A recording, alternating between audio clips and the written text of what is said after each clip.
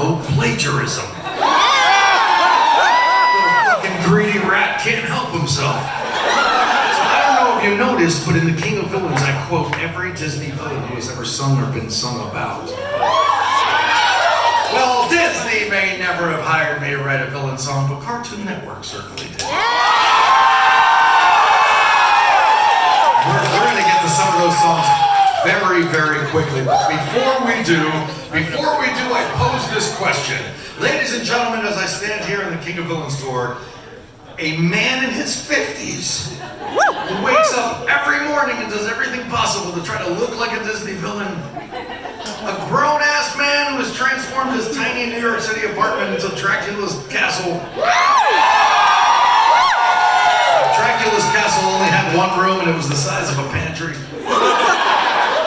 And we wonder, if you wonder how did we get to this point, if your answer is probably a difficult childhood, you're on to something.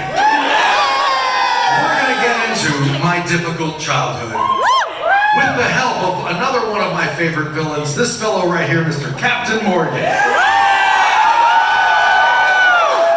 Just how much I tell you about my childhood is going to depend on how much of the captain gets in me. But I will tell you this from the moment I was born.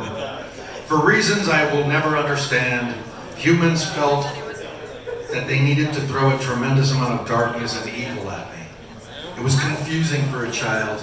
It was terrifying for a child. And I went in search of that darkness to find out what it was. Because maybe if I understood this darkness, I could protect myself from the things people were doing to me. But I never found the answer. Instead, I accidentally went down this other rabbit hole, and I found this other darkness that was a love of Halloween. And vampire books. And this darkness that I found ironically only made my life worse, because then they just bullied me more. Even my poor little Cuban grandmother on her deathbed. And this is a true story.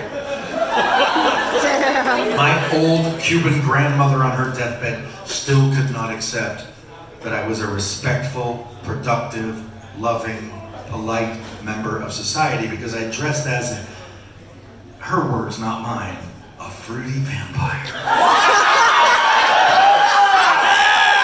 And I could tell you the story of my grandmother's death and her funeral, or I could sing it to you, and since this is already kind of turning into a TED Talk, I feel like I better sing it instead. This is a true story.